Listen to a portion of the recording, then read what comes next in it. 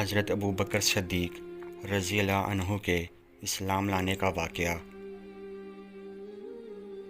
حضرت ابو بکر صدیق رضی اللہ عنہ نے نبی کریم صلی اللہ علیہ وآلہ وسلم کے اعلان نبوت سے کچھ عرصہ پہلے شام کی طرف تجارت کے لیے سفر فرمایا۔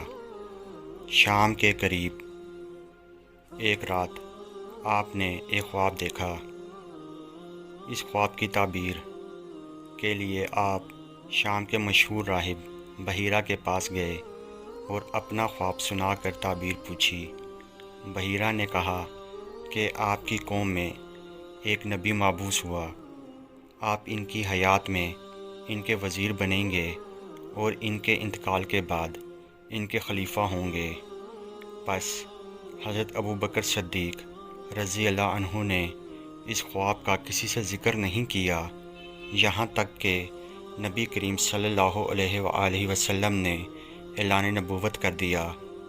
حضرت ابو بکر صدیق رضی اللہ عنہ اعلان نبوت سنتے ہی آپ کی خدمت میں حاضر ہوئے اور عرض کیا کہ آپ نے جو دعویٰ کیا ہے اس کی کیا دلیل ہے؟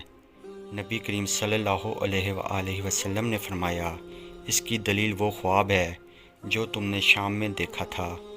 بس غلبہ خوشی سے حضرت ابو بکر صدیق رضی اللہ عنہ نے نبی کریم صلی اللہ علیہ وآلہ وسلم کو گلے لگا لیا اور آپ کی پیشانی کا بوسہ لیا اور آپ کے نبی ہونے کی گواہی دی۔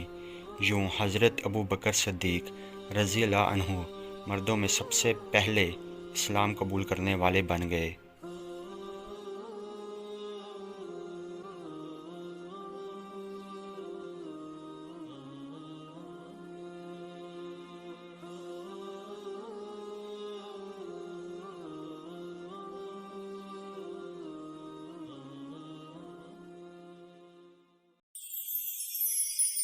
Mm-hmm.